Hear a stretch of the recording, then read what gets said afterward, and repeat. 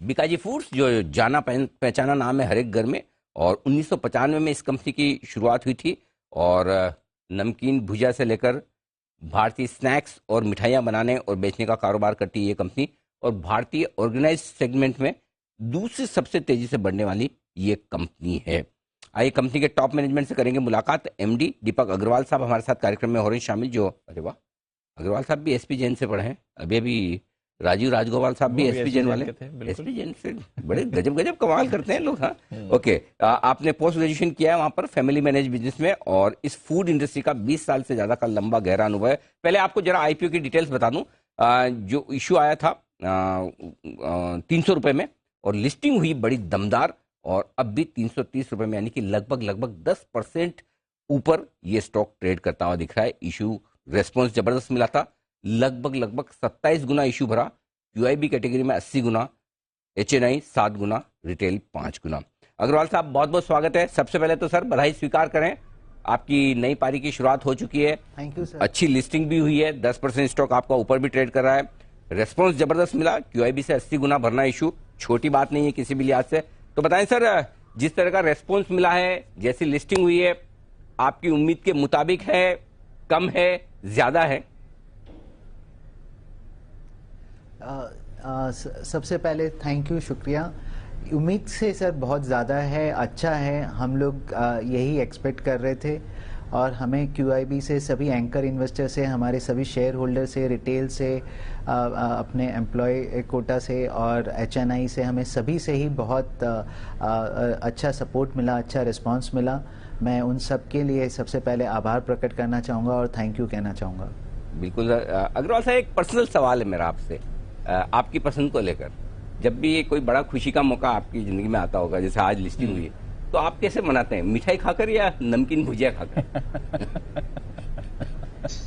Sir हम पहले नमकीन खाते हैं और फिर मिठाई खाते हैं। बिल्कुल सही है। कहते हैं कि अब मुंह हमेशा लास्ट में मीठा रहना चाहिए।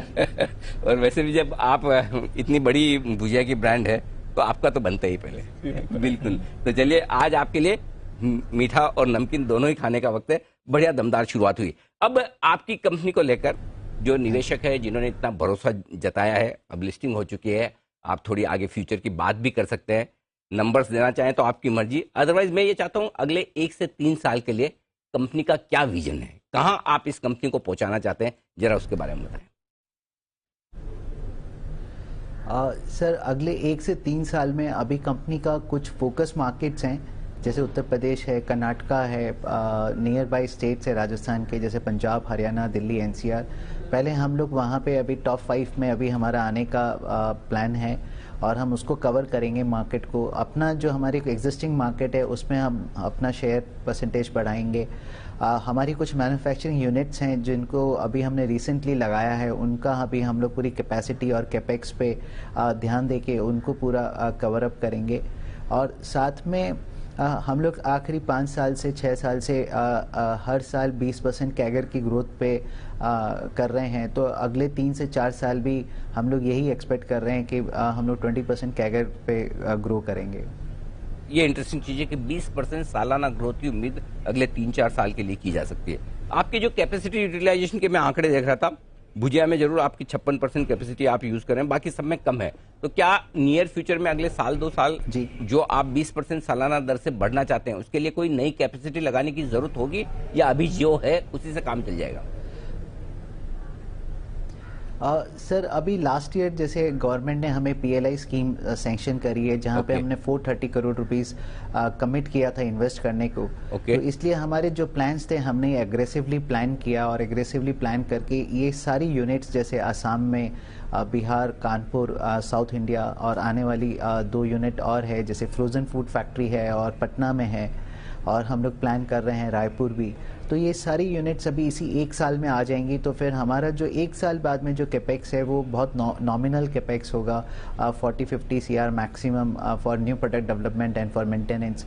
तो ये 1 साल में जो अभी हमारे 100 CR का अभी कैपेक्स करना बाकी है, तो इसके बाद में सर कोई और हमें कैपेक्स करने की, बड़ी कैपेक्स करने की ज़रूरत और आवश्यकता नहीं है। और इस पूरे कैपेक्स से हम लोग अगले 4 से 5 साल में जैसे यूटिलाइजेशन होगा, तो हम लोग करीबन 4,000 to 4,500 CR तक हम लोग पहुंच सकते हैं इस कैपेसिटी से। ओह वंडरफुल। तो मतलब काफ़ी कैपेसिटी है और जो एक्सपेंशन प्लान आपने हाथ में लिया उससे काम पूरा हो जाएगा। कुछ जहाँ तक मेरा अंदाजा, अगर मैं गलत हूँ तो आप सही करें, एक तो ये कि आपके जो भी फैक्ट्रीज या प्लांट्स हैं वो अभी बीकानेर में ही हैं, और दूसरा कुछ आप कॉन्ट्रैक्ट मैन्युफैक्चरिंग से बाहर से भी बनवाते हैं, राइट सर? जी सर, जैसे कैलकाटा में है, कानपुर में है, अभी जो रिसेंटली अभी फैक्ट्री लगी 1 महीने पहले, वो एक्सक्लूसिवली बिकाजी के लिए है, तो वो कॉन्ट्रैक्ट मैन्युफैक्चरिंग यूनिट्स हैं। आने वाली जो यूनिट है पटना में, वो भी कॉन्ट्रैक्ट मैन्युफैक्चरिंग यूनिट है। ओके। तो आप आगे चलते हुए फोकस क्या रहेगा? यही मॉडल आप रखना चाहते हैं कि कॉन्ट्रैक्ट मैन्युफैक्चरिंग करवाएं, या आप अपने प्लांट्स, क्योंकि आप जैसे बता रहे हैं कि देश के और भागों में भी आप जाना चाहते हैं, अपना मार्केटिंग नेटवर्क बनाना चाहते हैं, तो वो किस तरह से होगा? सर, आने वाले समय में कॉन्ट्रैक्ट मैन्युफैक्चरिंग यूनिट्स ज़्यादा होंगी, ये श्योर है, क्योंकि हमारे यहाँ पे इंडिया में एंटरप्रेन्योर्स बहुत हैं, अपॉर्चुनिटीज़ बहुत हैं, सब लोग के पास में इन्वेस्टमेंट करने की क्षमता है, तो उस क्षमता के हिसाब से सबको बिजनेस करने का मौका मिलता है, इसलिए कॉन्ट्रैक्ट मैन्युफैक्चरिंग यूनिट्स ज़्यादा होंगी। पर ये मिक्स ऑफ इन्वेस्टमेंट रहेगा आने वाले समय में, कुछ कंपनी भी करती रहेंगी, पर कॉन्ट्रैक्ट मैन्युफैक्चरिंग यूनिट्स का दबदबा ज़्यादा रहेगा। अग्रवाल साहब, एक चीज और बताएं, रेवेन्यू का तो आपने बहुत अच्छा गाइडेंस दिया कि 20% सालाना दर से आप बढ़ना चाहते हैं। मार्जिन्स कितने परसेंट मार्जिन्स के आसपास आप सोचते हैं कि कंफर्टेबल रहेंगे? 7-8% है या 11-12%? क्या रेंज या क्या लेवल्स आप सोचते हैं जो अगले 2-3 साल आप मार्जिन्स उसके आसपास मेंटेन करना चाहते हैं? सर, हम लोग अभी जो हमारे नॉमिनल मार्जिन्स एबिटा था, हम लोग उस पे आ चुके हैं, और अगले कई साल तक हम लोग डबल डिजिट में ही एक्सपेक्ट कर रहे हैं। ओके, डबल डिजिट में मार्जिन से। अच्छा, एक हाई इन्फ्लेशन का समय चल रहा है दुनिया भर में, हमारे यहाँ तो फिर भी ठीक है कि खाने पीने की चीज़ों की महंगाई उतनी ज़्यादा नहीं है, ज़्यादा तो है, महंगाई तो हमेशा हमें ज़्यादा ही लगती है, लेकिन दुनिया के मुकाबले में कम है। तो आपके तो सीधा सीधा फूड इन्फ्लेशन से फर्क पड़ता है ना सर? चाहे वो ग्रेन्स का हो या फिर आपके ऑयल का हो। सो आप कैसे देखते हैं और किस तरह से इसको हेज करते हैं आप?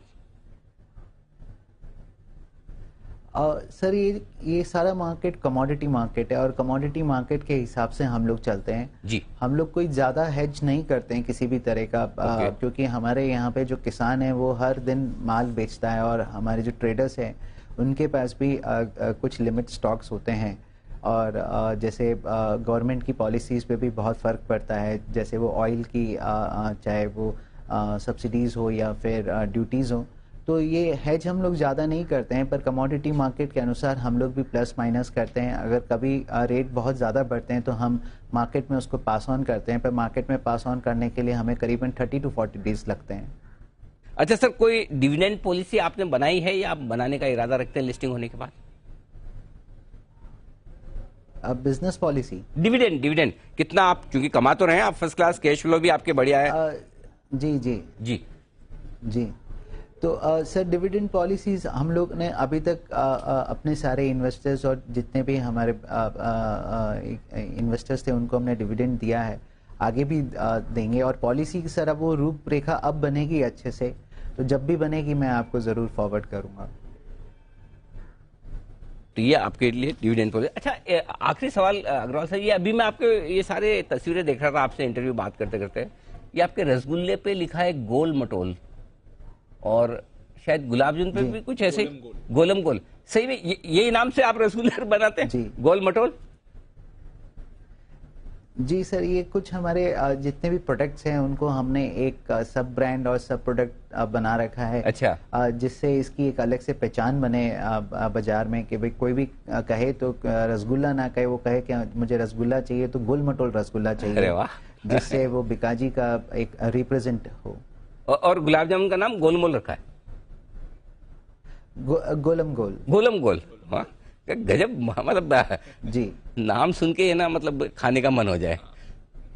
खाने के बाद गोल मटोल ना हो, बस इतना ध्यान रखें, खाने के बाद पूरी कैलोरीज भी बंद करें। लेकिन अग्रवाल साहब, एक बार फिर से आपका बहुत बहुत धन्यवाद समय देने के लिए। बहुत बहुत बधाई, शुभकामनाएं हमारी तरफ से आपकी दमदार लिस्टिंग पर, और आपकी पारी की नई शुरुआत हो रही है कैपिटल मार्केट्स में। उम्मीद करें आप अपने लिए और अपने इन्वेस्टर्स के लिए ढेर सारी वेल्थ बनाएं। Thank you so much sir. Thank you sir, thank you.